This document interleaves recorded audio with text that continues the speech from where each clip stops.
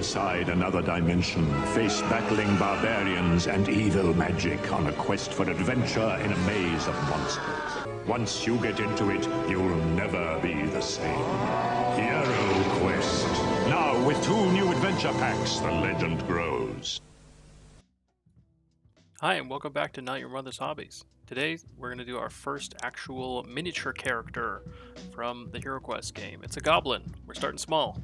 So here we go. We got a goblin with a airbrush zenithal. So let's go.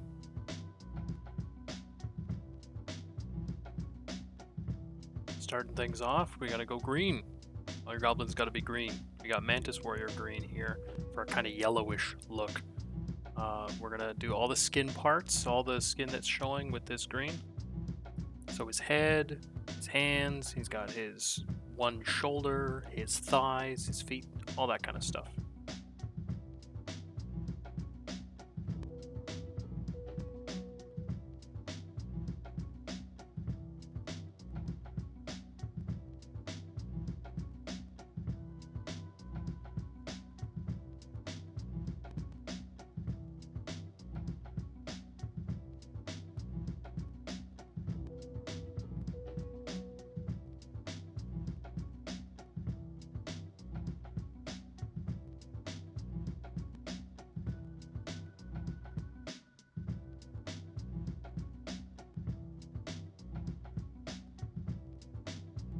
And here I want to show you what it looks like, but also I want to show you you can do other colors too.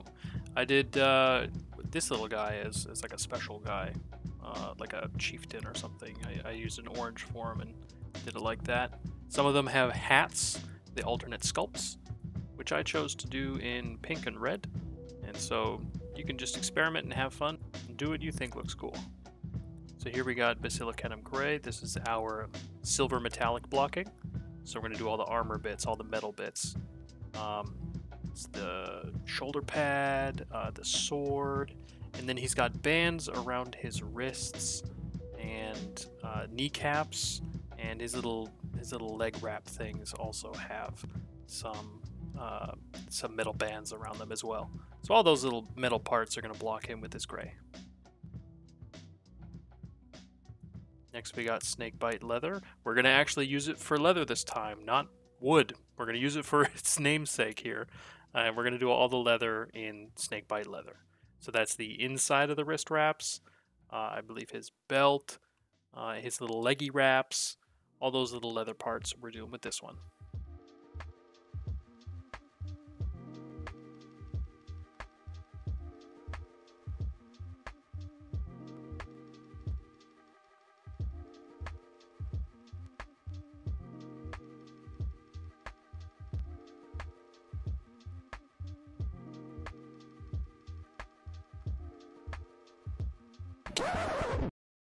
And here's where I gotta tell you that I messed up. On the artwork, you can see on his feet it's a little metal piece, and in the video, I only painted brown. On my other minis, though, I did do it metal, so just take that into consideration and actually paint the top part gray and metal.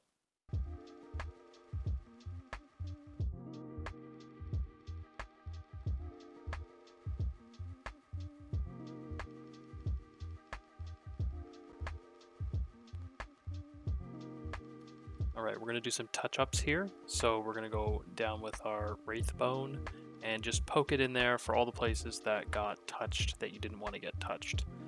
So for me, that was the top of his little tunic-y thing, his little toga, and places like his earrings and the feathers on his wristband.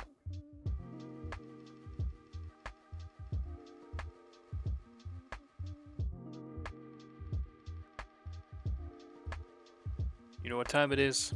Gold blocking. Guilliman flesh for all the gold. He's a goblin, so his skin's done. He ain't got no flesh there. So we're going to use it for the gold. Get that nice rosy color like usual.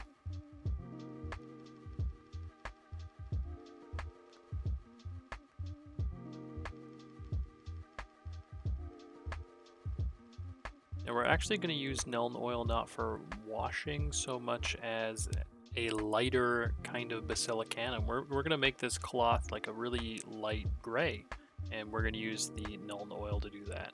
So just put it on like you would a contrast paint, you know, medium to heavy, and then wick away anything that's pooling. We're also going to use this on the feathers underneath the shoulder pad and on the wrist guard. This will just be to kind of bring out the detail in there, like a normal wash. We're using it like a normal wash for that part.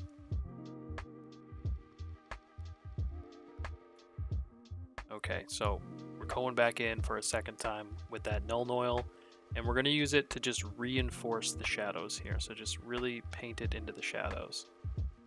It's going to keep everything else light and bright and gray, while reinforcing the detail with lots of nice juicy contrast.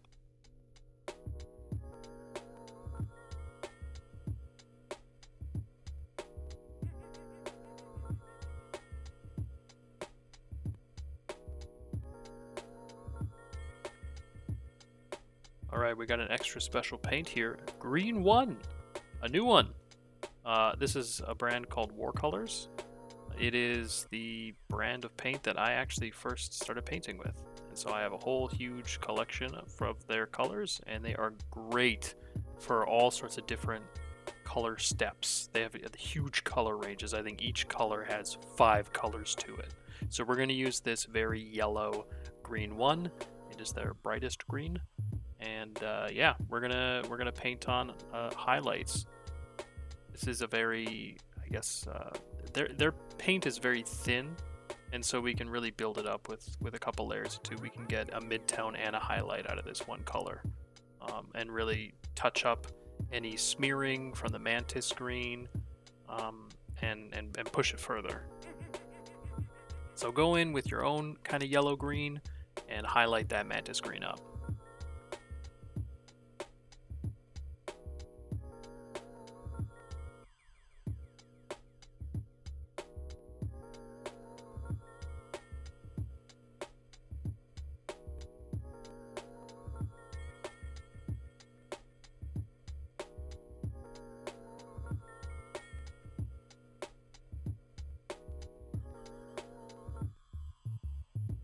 Alright, it's metal time. So gunmetal, just go right over all the metallics, all the stuff that you did gray.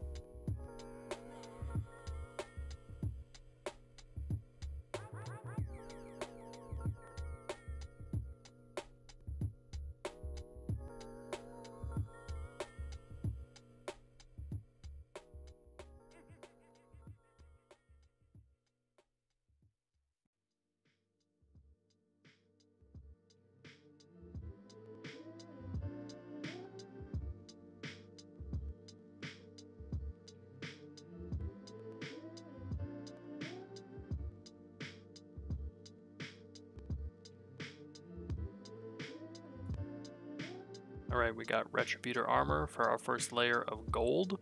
You're going to put that over all the stuff you did Guilliman Flesh. So that's the earrings, the sword guard, all those things.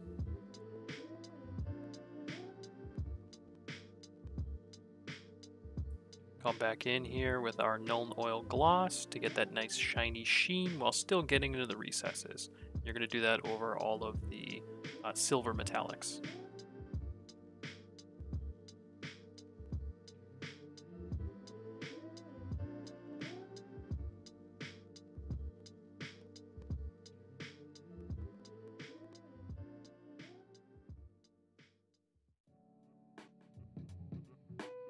Another gloss shade, we're coming in with Reikland Flesh, and that's going to go in for all of the gold parts. Keep it nice and shiny. Alright, we're coming back just for some cleanup. We're coming in with the same gunmetal, the same Retributor armor, and we're just coming in to kind of tidy up, bring those midtones back. You don't want to, wash it all out. You really wanted that to settle into the creases and reinforce the shine. And then just come in here and pick out the real mid-tones.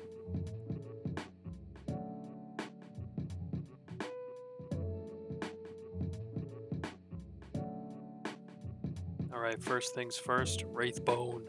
We're not doing any cleanup. We're doing tiny little details like the bones in his belt and his teeth. So just take your time, be extra careful, He does have a real ugly mold line across his face, so just kind of take your time, guess where stuff is if you have to, and just dot it in there real nice. Gullman Flesh, we're giving him big old rosy nose. Put this in the nose, in the eyes, and a little bit on the ears too, inside and on the tips. That'll give a cool kind of subsurface look. Maybe he's drinking a little too much. For those ears, you could just put it on the tips and then get a little bit of water and blend in that middle seam.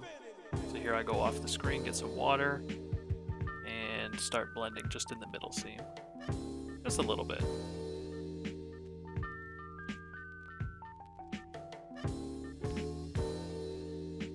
Then we're going to use Cadian Flesh Tone just to reinforce the big top highlight details.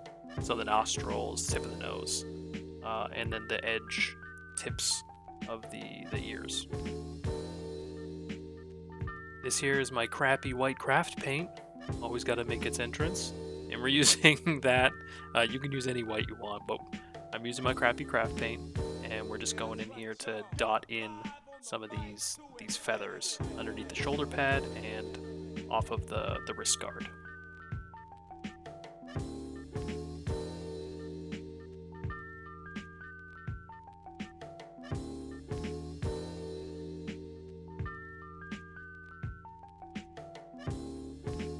Chrome. Shiny and chrome, baby. Here it comes. Finishing touch for that metal. All the metals, golds, silvers, no matter what, we're going to give it those little pops and pings of the chrome.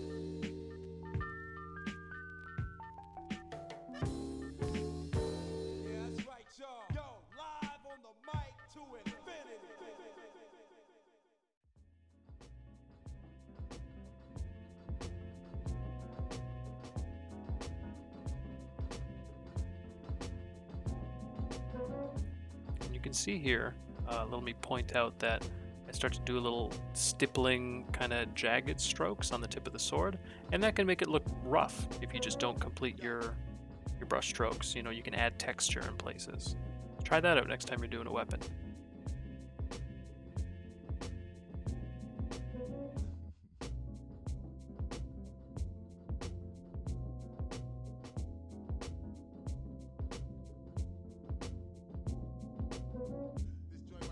Okay, so for board game miniatures, I like to do really simple basing. We're going to use Mechanica Standard Gray for these guys. We're going to give them a gray dungeon base. And you'll see what I mean by cheap and easy. Cover that whole thing with just some gray. Then we're going to use texture paint. I have a gray one, and we're going to use this as Astro Granite. Obviously, if you don't have a gray one, and you have a colored one or a white one, unpigmented, put that down first and then cover it in your color. But I'm doing it this way because it's what I got. When that dries, give it a dry brush. I got Longbeard Gray. You can use any sort of pale, off-white, cool gray you want. Pop it in there. Give it a dry brush. Here we go. Agrax Earthshade. Just be messy.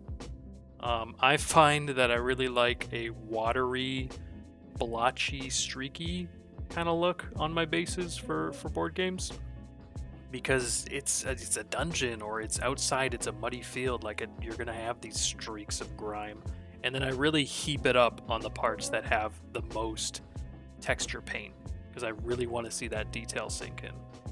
And we come back in with that Longbeard Gray again and just give it another once over just to get the tippy tops, and there you go. That's how I do really simple board game miniature basing. I'm going to use that for all of these monsters and minions, so check that out. Here we go. Goblin done. Not that hard. Pretty quick. And he's looking really bright and neon. I like that toxic neon green look. It was super fun to do. Here I've also got some of the other ones. Here's the kind of brawler monk guy, the female goblin. You can see how I used the same color palette on all these guys, save the hats, right? and how you can just as easily take the steps for that one goblin sculpt and apply it across the board. Here's that other guy with the hat, his little purple hat or pink hat. Same colors, same steps, just different places. And here's that orange one so you can really see the difference. Alright, and there you go. That's how to do the goblins. Let me know in the comments down below what color you guys are doing your goblins. If you're going to try to mix them up, do some yellow guys, some orange guys, some blue guys. Let me know down there, and like, subscribe, hit that notification bell, do all the stuff, do all the jazz, hit all the bloops, and I'll see you in the next one. Bye-bye!